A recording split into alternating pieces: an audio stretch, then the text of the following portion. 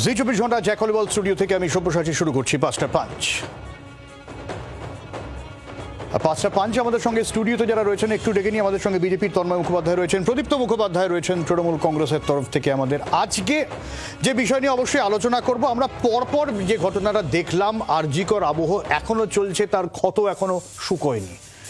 তারপর দুর্গাপুরের ঘটনা দেখলাম, এসএসকেএমের ঘটনা দেখলাম, ভয়ঙ্কর হাড় হিম করা ঘটনা, এবং যে অভিযোগগুলো আরজিকরের সময় হয়েছিল, এই হাসপাতালে দালাল রাজ দাদি জানিয়ে দীর্ঘদিন ধরে নানান রকম অভিযোগ সামনে আসছে। সেই রকম অভিযোগ আবার সামনে আসছে, অস্থায়ী কর্মীর বিরুদ্ধে সামনে আসছে অভিযোগ। হাসপাতালে অবাধ যাতায়াত কি করে আইডেন্টিটি কার্ড নিয়ে ডাক্তারের পোশাক পরে এই ধরনের শ্লীলতাহানির ঘটনা প্রশ্ন উঠছে। সে কারণেই রাজ্য সরকারেরও মাথা ব্যথা বাড়ছে এই স্বাস্থ্য নিরাপত্তা নিয়ে। কেন নিরাপত্তা সুনিশ্চিত করা যাচ্ছে না স্বাস্থ্যক্ষেত্রে? আজকে বৈঠক হয়েছিল, বৈঠকে ঠিক কি আপডেট, আমাদের প্রতিনিধি অয়ন শর্মার প্রতিবেদন দেখব। আইকিউ মেডিকেল কলেজ এবং উলুবেড়িয়া মেডিকেল কলেজ হাসপাতাল, এই একাধিক হাসপাতালে যে নিরাপত্তা ব্যবস্থা সুনিশ্চিত করতে আজ নবান্নে একটি বিশেষ বৈঠক হয়। এই বৈঠক থেকে হাসপাতালের নিরাপত্তা নিয়ে কড়া পদক্ষেপ নেওয়া হয়েছে। বিভিন্ন হাসপাতালগুলিতে যারা অস্থায়ী কর্মীরা নিযুক্ত রয়েছে তাদের প্রত্যেকেরই পুলিশ ভেরিফিকেশন বাধ্যতামূলক করা হয়েছে এই বৈঠক থেকে দেওয়ার নির্দেশে। পাশাপাশি বলা হয়েছে তারা কোন ওয়ার্ডে কখন ডিউটিতে থাকছেন তার প্রত্যেক দিনের তালিকা একেবারে সরাসরি 3 পর্যায়ে হাসপাতালের সুপার এবং পাশাপাশি হাসপাতালের প্রিন্সিপাল এবং সিকিউরিটি সুপারভাইজার প্রত্যেক দিন তারা জমা করবেন স্বাস্থ্য ভবনে। এবং যারা নিরাপত্তা রক্ষীরা রয়েছেন তাদের প্রত্যেকের আই কার্ড বিভিন্ন ওয়ার্ডে যখন তারা ঢুকছেন তার আই কার্ড চেক করতে হবে এবং বেরোনোর সময়ও একইভাবে আই কার্ড চেক করতে হবে। যেহেতু এই অস্থায়ী কর্মীদের ট্রেনিং নেই পর্যাপ্ত পরিমাণে, তাদের জন্য পর্যাপ্ত পরিমাণে ট্রেনিং এর ব্যবস্থা করতে হবে। আর এমনইভাবে রাজ্যের বিভিন্ন হাসপাতালগুলির নিরাপত্তা কঠোর ও সুনিশ্চিত করার জন্য সিদ্ধান্ত নেওয়া হলো নবান্নের বৈঠক থেকে। ক্যামেরা অরূপ অধিকারীর সঙ্গে অয়ন শর্মা, শ্রেয়সী গঙ্গোপাধ্যায় রিপোর্ট, জি 24 ঘন্টা, কলকাতা। কিন্তু প্রদীপ্তদা, এই ধরনের সিদ্ধান্ত, এই ধরনের পদক্ষেপ আগেও আমরা নিতে দেখেছি। হাসপাতালের নিরাপত্তা নিয়ে রাজ্য সরকার নিজেই অস্বস্তিতে পড়েছে, তারাও একগুচ্ছ পদক্ষেপ নিয়েছে। সিদ্ধান্ত তো হয়, সেটার ইমপ্লিমেন্টেশনে কি সমস্যা থেকে যাচ্ছে? দেখো, প্রথমেই এই ধরনের ঘটনার তীব্র নিন্দা করছি এবং কোনো রকম রাগঢাক না করে নিন্দা করছি। যে কোনো ঘটনা, সামাজিক সমস্যার সমাধানের জন্য প্রশাসন এবং পুলিশ সবাইকে উপযুক্ত ভূমিকা পালন করতে হবে। তৃণমূল কংগ্রেসের ইউনিকনেস এখানেই যে তৃণমূল কংগ্রেস এই ধরনের অপরাধমূলক কাজকর্মের একটা প্রোঅ্যাক্টিভ আর একটা রিঅ্যাক্টিভ দুটো অ্যাকশন সমান্তরালভাবে নিতে পারে, যেটাকে গভর্নেন্স একটা অন্যতম জায়গা বলে, সেটা হচ্ছে রেসপন্সিভনেস। তৃণমূল কংগ্রেস রেসপন্সিভনেস করে। আমি তোমাকে কতগুলো উদাহরণ দিয়ে দিই। দেখো, 2009-10 এবং 10-11 সালের বাজেট যদি তুমি হেলথ বাজেট যদি দেখো, 3500-র কাছাকাছি ছিল, 3600-র কাছাকাছি ছিল কোটি টাকা, 3600 কোটি টাকার কাছাকাছি ছিল 2009-10 সালের বাজেট, যেটা আজকের দিনে দাঁড়িয়ে 25-26-এ দাঁড়িয়ে 21400-র কাছাকাছি কোটি, 21400 কোটির কাছাকাছি হয়েছে। এবং শুধু তাই নয়, এই আরজিকরের আবহে 157 কোটি টাকা আলাদাভাবে সিকিউরিটি খাতে, এই সিসিটিভি করা, আলো বসানো, রেস্ট রুম, এর জন্য আলাদাভাবে বাজেট বরাদ্দ করেছে, তার কাজ সমান্তরালভাবে করছে। আমরা রেসপন্সিভ নেবের আরেকটা জায়গা দেখছি কি, কুলতলি থেকে শুরু করে বড়তলা হয়ে, মুর্শিদাবাদ হয়ে বা তোমার রাজারহাট নিউ টাউন হয়ে যে বড় বড় 5টা ঘটনা গত 2024 সালের নভেম্বর থেকে ঘটেছে, তার দ্রুত শাস্তি বিধান রাজ্য সরকারের পুলিশ করতে পেরেছে এবং আদালতের দ্বারা শাস্তি হয়েছে। কিন্তু সমস্যা কোথায় থেকে যায় জানো? সমস্যা থেকে যায় যখন আমরা একটা প্রোঅ্যাক্টিভ মেজার হিসেবে অপরাজিতা বিল আনি এবং একটা কঠিন সাজা দেওয়ার ব্যবস্থা করি। দেখো, আমরা ট্রেনে যখন জার্নি করি তখন ট্রেনে আমরা টিকিট কাটি একটাই ভয় যে ভাই ট্রেনের টিকিট চেকার এসে আমাকে ধরলে আমার একটা বড় ফাইন হবে। তাই অধিকাংশ ক্ষেত্রে আমরা ট্রেনের টিকিট কাটি, তারপরেও বহু লোক টিকিট ছাড়া জার্নি করে, তাও যারা টিকিট কাটে তাদের একটা ভয় কাজ করে। তার কারণ শাস্তি বিধান আছে, একটা অবয়ব তৈরি করার জায়গা থাকে। সেইখানে যখন আমরা অপরাজিতা বিল তৈরি করছি তখন অদ্ভুতভাবে রাজ্যপাল সেটাকে মিউট করে দিচ্ছেন। কেন? খুব কঠিন সাজা হয়ে যাচ্ছে। আরে কঠিন সাজা যদি না দিতে পারো তাহলে তো এই ধরনের সামাজিক সমস্যার ক্ষেত্রে একটা নিদর্শনমূলক শাস্তি না দিলে তুমি ব্যবস্থাপনা করতে পারবে না। কিন্তু তুমি কি দেখছো, যখন পশ্চিমবঙ্গে কোনো ঘটনা ঘটছে, সরকার ব্যবস্থা নিচ্ছে, প্রোঅ্যাক্টিভ এবং রিঅ্যাক্টিভ দুটোই, তখন তুমি তার একটা রাজনীতিকরণ করছো, তার একটা ধর্মান্তকরণ করার চেষ্টা করছো। কিন্তু তখন তোমার রাজ্যে হচ্ছে, ওড়িশায় নারী পাচার থেকে শুরু করে ধর্ষণ, মধ্যপ্রদেশ, উত্তরপ্রদেশ, যে তুমি যে রাজ্যে শাসন আছো বিজেপি, সেখানে যখন কোনো ঘটনা ঘটছে তখন তুমি বলছো কি ধর্ষণ তো হতেই পারে, এটা তো একটা সামাজিক সমস্যা, বা ড্রেসের ব্যাপার, বা অন্যান্য কিছু ব্লা ব্লা ব্লা ব্লা। আমাদের বক্তব্য হচ্ছে, মমতা বন্দ্যোপাধ্যায় একজন মহিলা মুখ্যমন্ত্রী হিসেবে, এবং আমরা যেভাবে নারী স্বাধীনতার উপর গুরুত্ব দিয়েছি, নারী ক্ষমতায়নের উপর গুরুত্ব দিয়েছি, সেখানে আমরা খুব বলিষ্ঠভাবে এই ধরনের গভর্নেন্স মডেল আনছি যাতে করে নারী সুরক্ষাকে আরো দৃঢ় করা যায়। কিন্তু সামাজিক সমস্যা যখন থাকবে, সেই সামাজিক সমস্যা সমাধানের ব্যবস্থাও সমান্তরালভাবে করা যায়। প্রদীপ্ত তো একটা ওভারঅল অ্যাসপেক্ট বললো, কিন্তু তন্ময়দা তুমি নিজেও একজন চিকিৎসক, আমাকে একটু বলো যে কোথাও গিয়ে কি মানে সিস্টেমটাতেই গড়বড় হয়ে যাচ্ছে এই ধরনের ঘটনা বারবার যখন ঘটে, তখন কোথাও মানে মানে চিকিৎসক হিসেবে তোমার কি মনে হচ্ছে সিস্টেমের সমস্যা? দেখো, যখন একটি সরকার ডাহা ফেল করে তখনই তাদের প্রতিনিধিকে এরকম স্টুডিও এসে দম ভরে কথা বলতে হয়।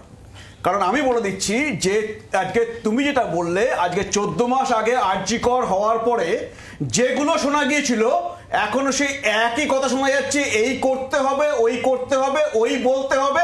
আর কতদিন? আমরা তখনই বলেছিলাম এই সরকারকে সরাতে হবে, এই সরকারকে বসিয়ে রেখে পশ্চিমবঙ্গে কোনো কিছু উন্নতি হবে না। কারণ আমি হয়তো তোমাকে এক্সাম্পল দিয়ে বলে দিচ্ছি, এই যে হচ্ছে ধরো উলবেড়িয়া যে ঘটনা ঘটেছে, সেখানে নির্মল বাজি গিয়ে কি বললেন যে নিরাপত্তা রক্ষী আছে। তো নিরাপত্তা রক্ষী আছে, তারপরে ঘটনাটা ঘটলো কেন? কারণ সে তৃণমূলের সংখ্যালঘু সেলের সভাপতি, সেটাই তার সব থেকে বড় পরিচয়। আর তার সাথে সে হোমগার্ড, কারণ এই হোমগার্ড সিভিক ভলান্টিয়াররা তারা part time civic volunteer, full time Trinamool কর্মী। আর তারা যদি হচ্ছে নির্যাতন করে, তাহলে ওই নিরাপত্তা রক্ষী যতজন থাকুক, যতগুলো সিসিটিভি ক্যামেরা থাকুক, কারোর কিছু করার ক্ষমতা নেই। কারণ তারা হচ্ছে কারোকে ভয় পায় না, তারা তৃণমূলের মদতে এগুলো হচ্ছে। আজকে উলবেড়িয়ায় যে 4 জন অ্যারেস্ট হয়েছে, প্রত্যেকে তৃণমূলের কর্মী। তাহলে বুঝতে পারছো কোথায় গলতটা রয়েছে। আজকে বলা হচ্ছে যে পানিশমেন্ট হয়েছে। আচ্ছা, আমি একটা বলছি যে সুপ্রিম কোর্ট আরজি করার সময় বলেছিল যে শুধু আইন থেকে লাভ নেই, আইনটা শুরু হয় ঘটনাটা ঘটার পরে। ঘটনাটা যদি আটকাতে হয় তাহলে নিরাপত্তার ব্যবস্থা করতে হবে। কিছু হয়েছে? হয়নি। এবার ঘটনা হওয়ার পরে দেখো, আমি বলে দিচ্ছি, আজকে 2019 সালে এনআরএস মেডিকেল কলেজে একটি ঘটনা ঘটেছিল, একজন জুনিয়র ডাক্তারের মাথায় ইট দিয়ে থেতলে দেওয়া হয়েছিল। তার হচ্ছে এই খুলির বোন ভেতরে ঢুকে গিয়েছিল, তার ছবি সবাই দেখেছিল। আজ পর্যন্ত 2019 থেকে 2025 6 বছরে আমাকে বলতে পারবেন এই তৃণমূলের প্রতিনিধি কার সাজা হয়েছে? আর সেই সময়ে মনে থাকবে যে সমস্ত দেশ জুড়ে আন্দোলন হয়েছিল এবং যারা দোষী তাদেরকে অ্যারেস্ট পর্যন্ত করা হচ্ছিল না। সংখ্যালঘু সমাজের মানুষ গিয়ে বলেছিল মুখ্যমন্ত্রীকে আপনি অ্যারেস্ট করুন, তারপরে অ্যারেস্ট হয়েছিল, কিন্তু বিচার কারোর হয়নি। যদি এইটা যদি একের পর এক হয় আমাদের রাজ্যে যারা হয়ে চলেছে, আজকে তুমি সব্যসাচী বলতে পারবে না তুমি সাংবাদিক 2011 সাল থেকে 2025 সাল এই 14 বছরে এইরকম হাসপাতালের নির্যাতন অনেক ঘটনা দেখিয়ে গেছো। আমাকে তুমি বলো কোন কেসটার বিচার হয়েছে, কে জেলে গিয়ে আছে এখনো? না, আজকে শোনো, এত মারাত্মক। আজকে এনআরএস এর ঘটনায় যদি আইনটা তুমি দেখো, 10 বছর জেল হতে পারে গ্রিভাস ইনজুরিতে, কারণ তো কিছু হবে না, কারণ এই সরকার সেগুলো করবে না। আজকে বলা হচ্ছে যে ডাক্তার নার্স কি শুধু কলকাতায় আছে? ডাক্তার নার্স তো গ্রামে গঞ্জেও আছে।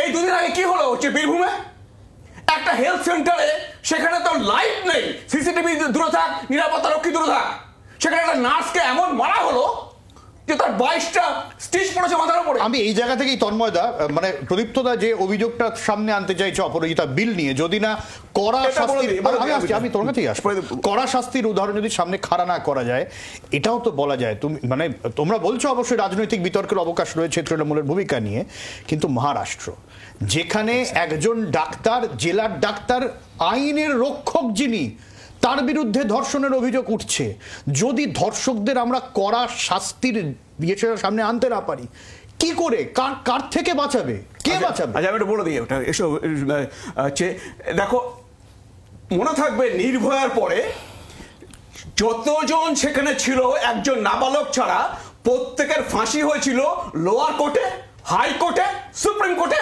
ফাইনালি ফাঁসি। তো দেশের আইনই করেছিল। তারপরে হচ্ছে কামদুনি কেসে কি হলো, লোয়ার কোর্টে ফাঁসি হলো, হাইকোর্টে সাজা হলো না, বেকসুর খালাস হয়ে গেছে। তাহলে এই হচ্ছে আমাদের রাজ্যের অবস্থা। আজকে অপরাজিতা বিল তো বিজেপি সম্মতি দিয়েছে, ও বিল করে বলেছে, কিন্তু বিজেপি এইটা বলেছে যে অপরাজিতা বিল পশ্চিমবঙ্গের সমস্যাগুলোকে মেটাবে না, আমরা তাও সম্মতি দিচ্ছি। তো রাজ্যপাল প্রেসিডেন্টের কাছে পাঠিয়েছেন, প্রেসিডেন্টের কাছে আছে, তিনি যদি রাজ্যপালকে ফেরত পাঠান তিনি সেটা করবেন, বিজেপির মধ্যে কিছু নেই। কিন্তু আমি যেটা বলছি যে বিজেপি বলেছে রাজ্যের সমস্যা মেটাবে না, এই কারণে আজকে তুমি চিন্তা করো সন্দেশখালীতে একজন রেপ হলে পুলিশকে কমপ্লেন করতে গেলে পুলিশ কমপ্লেন না নিয়ে বলছে শাহজাহানের কাছে মিটমাট করে নাও, তাহলে সেই মহিলা কোথায় যাবে? সেখানে কি অপরাজিতা বলা আছে যে শাহজাহানের কি শাস্তি, এই পুলিশের কি শাস্তি হবে? আজকে এই যে পাঁশকুড়ায় যেখানে হচ্ছে রেপ হচ্ছে, সেখানে তৃণমূলের হচ্ছে একজন রয়েছেন সেখানে ফেসিলিটি ম্যানেজার হিসেবে, এবং তারপর অনেক ক্ষেত্রে আমাদের রাজ্যে দেখা যায় যে পুলিশ রেপিস্টদের পক্ষে সে হচ্ছে কোনো এফআইআর নেয় না, অপরাজিতা বলা আছে, সেক্ষেত্রে তার কি শাস্তি সাজা হবে? একটু বলতেই হবে। তাহলে আমাদের রাজ্যে যে সমস্যাগুলো, সেই সমস্যাগুলোর কথা কিছু বলা নেই। আর দেশের যে আইন আছে সেই আইনে যথেষ্ট কড়া আইন রয়েছে, এবং তাতে নির্ভয়াতে ফাঁসি হয়, কামদুনিতে হয় না। খুব পরিষ্কারভাবে বলছি, আমি দুটো কথা বলেছিলাম, একটা হচ্ছে ধর্মান্তকরণ, আর বিজেপির রাজনীতির ক্ষেত্রে যে রাজনীতিকরণের ব্যাপার, সেই ব্যাপারটা ঠিক থাকবে। অর্থাৎ নিজেদের বেলায় আটিসুটি, পরের বেলায় চিমটি কাটি। আমি দায়িত্ব নিয়ে বলছি 2025 সালে 52টি ধর্ষণের মামলার নিষ্পত্তি হয়েছে, তার মধ্যে আমি 6টার উদাহরণ নির্দিষ্টভাবে দিয়ে দিলাম, এবং দ্রুত হয়েছে, ফলে উদাহরণ আমাদের কাছে আছে। কিন্তু তুমি মহারাষ্ট্রের ঘটনা, আমি এখানে একটু আটকাচ্ছি তোমাকে প্রদীপ্তদা। তন্ময় যে অভিযোগটা তুলতে যাও তন্ময়দা, মাঝে তুমি মনে করে দেখো কোনো শ্লীলতাহানি বা কোনো ধর্ষণের মতো ঘটনা ঘটলেই সাধারণ মানুষের পেটানি খাচ্ছিল তারা, পুলিশের ওপরে ভরসা এতটাই কমে গিয়েছিল না, এতটা ব্যাপার, পুলিশের থানা ভাঙচুর করা হয়েছে পর্যন্ত। দুটো ঘটনা, 3টে ঘটনা দিয়ে তুমি সার্বিক বিচার করবে এরকম ঘটনা পশ্চিমবঙ্গের ব্যাপার নয়। আমি তোমাকে লিখে দিচ্ছি যে 2020 সাল থেকে 2024 সাল অবধি, তাহলে একই কথা কিন্তু বিজেপিও বলতে পারে মহারাষ্ট্রের ঘটনা দিয়ে তুমি জাজ করতে পারো না। না, আমি কি বলি, ধর্ষণের ঘটনার পরে যে রিঅ্যাকশন, সেই রিঅ্যাকশনে 1120টা কেস রেজিস্টার্ড হয়েছে পশ্চিমবঙ্গে। কিন্তু পশ্চিমবঙ্গের বাইরে বেরিয়ে যাও, যেখানে বিজেপি মিউট থাকে, ত্রিপুরায় কি হয়েছিল গো, মানুষ কি বুঝতে পারে না? মধ্যপ্রদেশে কি হয়েছিল গো, মানুষ কি বুঝতে পারে না? ওড়িশায় রাস্তায় মানুষ পড়ে থাকছে, তারপরে সেই ঘটনা ধামাচাপা দিয়ে যাচ্ছে। আর শাস্তি বিধান তো আমি গড়ে পড়তায় শাস্তি বিধানের কথা বললাম। ইভেন পশ্চিমবঙ্গে বিজেপির নেতাদের হাতে বিজেপির মহিলা কর্মীরা সুরক্ষিত নয়, সেইটা বারবার উঠে আসছে। ওরা তো ক্ষমতায় আসেনি, এবং ওরা 12 পুলিশ ব্যবস্থা নিয়েছে, পুলিশ যথাযোগ্য ব্যবস্থা নিয়েছে, তারা এখনো জেলে রয়েছে, এবং 24 ঘন্টার মধ্যে এখানেও ব্যবস্থাপনা নেওয়ার তৃণমূল হোক বা সিপিএম হোক বা বিজেপি হোক, যথাযোগ্য ব্যবস্থা নিয়ে, যেই মাত্র আপনি উদাহরণ দিলেন যে 4 জন ধরা পড়েছে, আমি বলে দিচ্ছি, ডেটা বলে দিচ্ছি, উদাহরণ দিলেন যে 4 জন ধরা পড়েছেন, শোনো, তুমি ডেটা বলছো তো, আপনি প্রমাণ করে দিয়েছেন তুমি অন্যদিকে ঘুরে চলে গেছো এখন, তুমি হসপিটালে নেই এখন। দেখুন, পরিষ্কার কথা আপনাকে বলতে হবে যে আপনার বিপ্লব দেবের মতন নেতারা, আপনার সারেঙ্গির মতন নেতারা, যারা উন্নাও, যারা যারা বিভিন্ন ধরনের ঘটনার সঙ্গে যুক্ত, মহারাষ্ট্রের মতো ঘটনার সঙ্গে যুক্ত, তারা বলে যে পুরুষ হলে তবেই এই ধরনের ঘটনা হয়। পশ্চিমবঙ্গে ব্যাপারটা আলাদা, কিন্তু আমাদের রাজ্যে পুরুষ শক্তিশালী, তাই আমাদের রাজ্যে ডেটা নিয়ে কথা বলছি। পশ্চিমবঙ্গে দেশে কনভিকশন রেট রেপে 26% ছিল, পশ্চিমবঙ্গে শোনো, পশ্চিমবঙ্গে রেপের কনভিকশন রেট 3%, মানে 100টা হলে ডিজে দেখাবে, এনসিআরবি দেখাবে, পশ্চিমবঙ্গে দেশে হচ্ছে 300% কনভিকশন রেট আছে।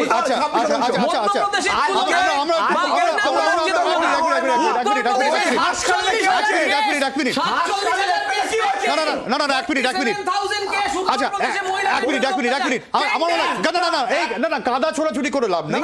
আমার কথা হচ্ছে তন্ময়দা, তুমিও চিকিৎসা সিস্টেমের মধ্যে তুমি রয়েছো, সলিউশনটা কি আছে? এই যে বলা হচ্ছে, এই যে অস্থায়ী কর্মী যার বিভিন্ন জায়গায় অবাধ যাতায়াত, যে কিনা মানে সে আই কার্ড নিয়ে ঘুরতে পারে, চিকিৎসকের পোশাক পরে এই কাজ করতে পারে, আরজি করার মতন জায়গায় সঞ্জয়রা ঘুরে বেড়াতে পারে, এর সলিউশনটা কি? সলিউশন দেখো, যেটা সরকারের করার কথা সেটা সরকার করতে পারছে না, তার মানে সেই সরকারকে গদি থেকে সরাতে হবে। গণতন্ত্রে ভারতব্যাপী যেখানে যেখানে বিজেপি সরকার রয়েছে, ওড়িশা থেকে শুরু করে মধ্যপ্রদেশ থেকে শুরু করে মহারাষ্ট্র থেকে শুরু করে সব জায়গায় সরকারকে ফেলতে হবে। সব জায়গায় সরকারকে ফেললে বিজেপি সরকারকে শান্তি থাকবে। আশা করা যাবে না, আমি বলে দিচ্ছি, কারণ এই আরজিকর হওয়ার পরে 14 মাসের মধ্যে এত ঘটনা। না না না,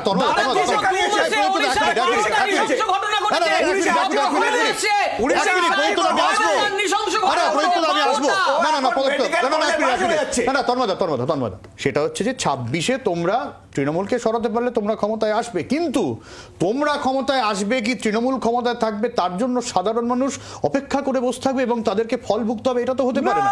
একটা তো সলিউশন তোমাদের তো সামনে রাখতে হবে, এই বিকল্প ব্যবস্থা, এই বিকল্প ব্যবস্থা সরকারকে নিতে হবে। মানুষের হাতে চাবি, গণতন্ত্রে মানুষই সব, তারাই সরাবে। আর বিজেপি জোর করে সরাতে পারবে না কারোকে। মানুষের হাতে চাবি, তারাই সরাবে, তারা সেই চাবি ফেরত পাচ্ছে। আমি বিকল্প ব্যবস্থা জানতে চাইছি। তৃণমূলকে বিসর্জন দিয়ে দেখ, তারপরে দেখবেন পশ্চিমবঙ্গে নতুন করে নতুন করে তোমরা বিকল্পটা কি করবে? আরে বিকল্প তুমি বুঝতে পারছো, আজকে হচ্ছে প্রতিটা হাসপাতালে যেগুলো কাজগুলো করার কথা সেগুলো করতে হবে। যদি তুমি দেখো তৃণমূলের কেউ আছে কিছু করবো না, তৃণমূলের অমুক আছে করবো না, আজকে বলো তো দেখি এই দালাল রাজ নিয়ে তোমরা কতগুলো প্রোগ্রাম করেছো? আজকে এখনো কথা আসছে কেন যে হাসপাতালে হাসপাতালে? সে তো বিজেপি যদি ক্ষমতায় আসে তাহলে বিজেপির লোক হয়ে যেতে পারে। বললাম তো, বিজেপি জাতীয়তাবাদী দল, ঘাড় ধরে জেলে ঢোকাবে। যদি বিজেপি ঘাট ধরে জেলে ঢোকাবে না, জেল থেকে বেরোলে ঘাড়ে মালা দেবে। বিজেপি ঘাট ধরে জেলে ঢোকাবে না, জেল থেকে বেরোলে ব্রাহ্মণ্য জাতি, উচ্চ জাতি, ধর্ষণ করতে পারে না, এটা বিজেপি। নির্দিষ্ট উত্তর দাও। তন্ময়দা নির্দিষ্ট ভাবে বলেছে বিজেপি আসলে ঘাড় ধরে দালাল রাজ শেষ করবে, তোমরা এই কথা বলতে পারছো না কেন? আমরা দালাল রাজ যা ছিল তার থেকে অনেক অনেক অনেক অনেক অনেক কমিয়ে দিয়েছি। কালীঘাটে পয়সা যায় না, যায় শুভেন্দু অধিকারীর বাড়ি। শুভেন্দু অধিকারী যাকে শিক্ষা স্বাস্থ্য খাতে সব থেকে বেশি দুর্নীতিগ্রস্ত বলা হয়েছিল, আজকে সে বিজেপি নেতা, বিরোধী দলের নেতা বলা হচ্ছে তাকে। ফলে যে শুভেন্দু অধিকারীকে চোর বলা হয়েছিল, যে শুভেন্দু অধিকারীকে সব থেকে দুর্নীতিগ্রস্ত বলা হয়েছিল, তাকে নিয়ে যখন স্বাভাবিক সেই তোলাবাজ শুভেন্দুকে তো নিয়ে বিরোধী দলের নেতা করে দেওয়া হয়েছে। যে তোলাবাজ বলা হয়েছিল শুভেন্দু অধিকারীকে, তাকে বিরোধী দলের নেতা করা হয়েছে। ফলে বিজেপির উদাহরণ এখানে ঠিক হয়ে যাচ্ছে যে আজ অব্দি সব থেকে বেশি ধর্ষণ যে রাজ্যে হয় তার নাম উত্তরপ্রদেশ, তার নাম ওড়িশা, আমি এত চিল্লাতে পারছি না, প্লিজ।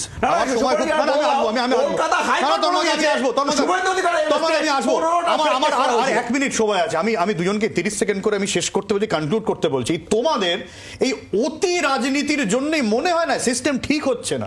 আমাদের অতি রাজনীতি কখনো হয় না। তোমাদের দুজনেরই, তোমাদের দুই পক্ষেরই, কি সিপিএম, কি কংগ্রেস, কি বিজেপি, কি তৃণমূল, প্রত্যেকই আমরা এড়িয়ে যাই না। আমি বলে দিচ্ছি দাদা, আমরা উত্তর দিয়ে আমরা এড়িয়ে যাই না, আমরা ব্যবস্থা নিই, আমরা অব্যবস্থার কথা বলি না।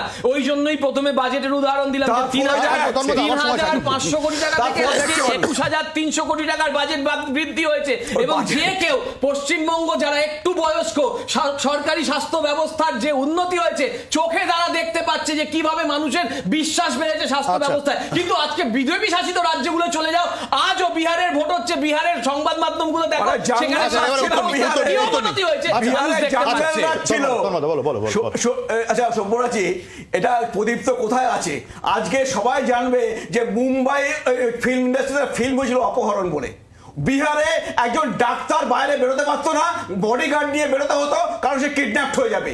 আজকে সেই জঙ্গল রাজ বিহারে কি করেছে কেউ এখন দালাল কেউ রাজে চিন্তা পরিণত করেনি। হয়েছে। বিজেপি বিজেপি এখন দালাল রাজে বিহারকে পরিণত করে দিয়েছে। বিজেপি যেখানে যেখানে যাবে ক্ষমতায় দালাল, এসছে, সেখানে আদালতে যাবে সব মুক্ত দালাল, করে দিয়েছে একদম। কোর্টে বিভিন্ন শিক্ষাক্ষেত্রে যাবে দালাল। জাতীয়তাবাদী বিহারে দল, প্রতি আমরা এই মুহূর্তে দালালদের দালাল রাজ। সহ্য করবো না।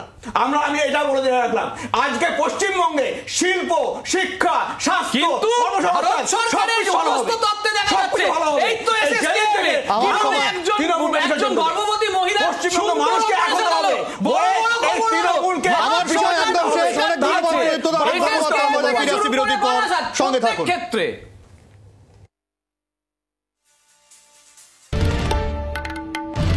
বাংলার আওয়াজ, বাঙালির আবেগ, জি 24 ঘন্টা।